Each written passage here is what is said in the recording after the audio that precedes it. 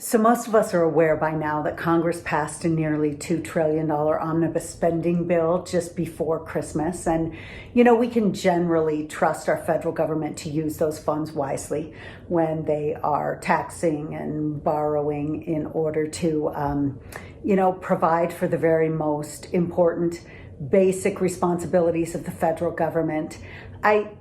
I took a look at some of the things that they've been using this money on. Rand Paul every year produces his Festivus report and names some of the most interesting spending priorities. But can I just say in 2021, there was $250 million that was allocated for border walls in North Africa and the Middle East. But I thought that walls don't work. So that is absolutely wasteful spending. Wish we could get one here. COVID hit.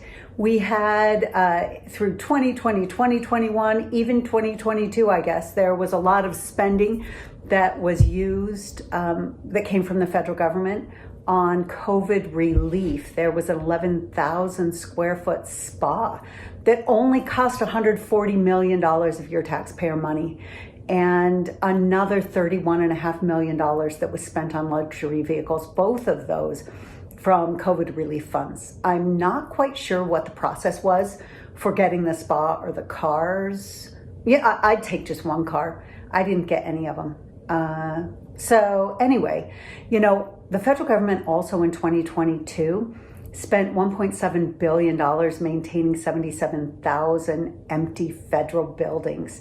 And, because the government shut down economic activity in the United States, taxpayers paid $50 million to boost the travel sector of Tunisia.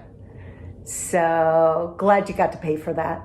And, we did a lot with animals in 2022, which is great. We all love animals. So I'm not quite sure why, but we spent $2.3 million injecting 6-month-old beagles with cocaine. And another just over $1 million training mice to binge drink alcohol.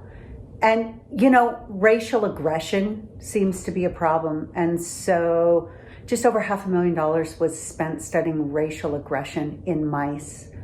But,